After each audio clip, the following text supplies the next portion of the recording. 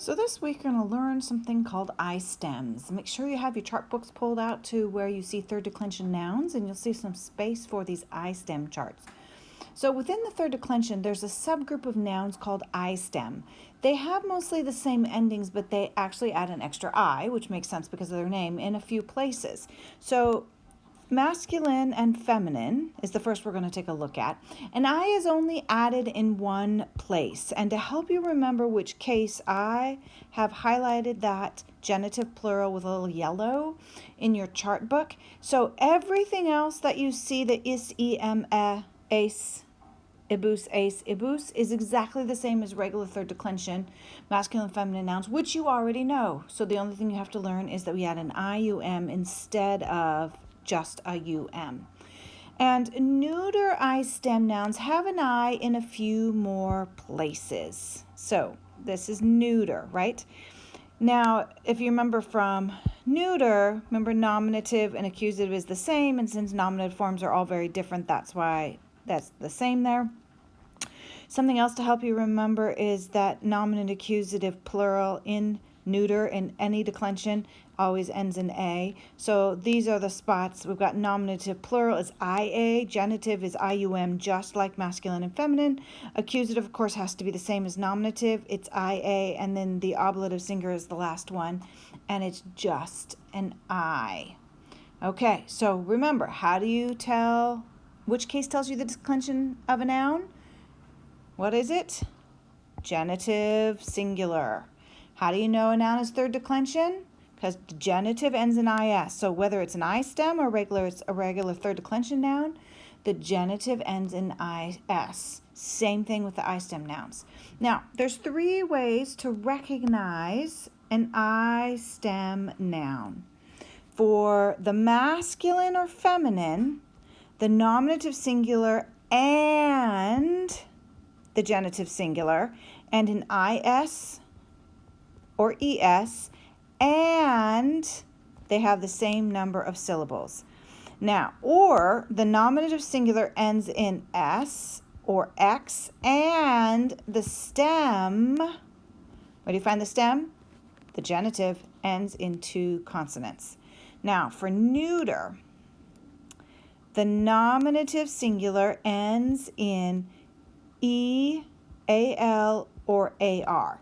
So let's take a look at this. I've put these rules at the bottom of the charts page that has the I stem nouns chart on it. So let's take a look. Let's take a look at this. Let's give you a couple. Mare, maris. It's neuter, right? So if it's an I stem, the nominative singular ends in E. I'm going to erase these here just so you can look at them. E, AL, or AR. In fact, let's highlight them to make it a little bit easier for you to find. And sure enough, the nominative singular ends in E. So this is an I stem, and the rule is number 3. Okay? Mater, matris. So does the nominative and genitive singular end in IS? Remember it's and, or ES? No, they both don't do it. Does the nominative singular end in S or X? No. So this has to be irregular because it's not neuter, right? It's a regular third declension noun. What about ignis, ignis? Do the nominative singular and the genitive singular both end in IS or ES? Yes. Then we have to do the and. Have the same number of syllables. Well, clearly it's the same word, so it is yes. So we have I stem. It's I stem, and it's rule number 1. Okay, so tempus, temporis. Let's take a look at this. It is neuter, so the only rule that can apply is the rule number 3. The nominative singular ends in E, AL, or AR? No, it does not, so that's irregular. Nox, noctis. Let's nominative singular and genitive singular both end in IS or ES. They don't, so we can stop that one and look at rule 2. The nominative singular ends in S or X. It sure does. And the stem ends in two consonants. Remember how you find the stem? Take the genitive singular noctis, and then we take off the IS because that's the genitive ending. And we're left with noct. And here we have two consonants. So it is an I stem, and that's rule number 2. Okay? What about lux, lucus? Look at that. Aha. So the nominative singular and the genitive singular end in is or es. That is correct. It's incorrect. Okay, so let's look at the next one. The nominative singular ends in s or x, which it sure does, because look, it looks like the same endings as nox, right? What about the stem ends in two consonants? So what is the stem? You take off the is and it's luc. It does not end in two consonants. So even though those nox and noctis and lux and lucus look like they would be the same thing, they're not. So that's a regular third declension. All right, exemplar, exemplaris. Let's take a look at that. It's neuter, so only one rule can apply.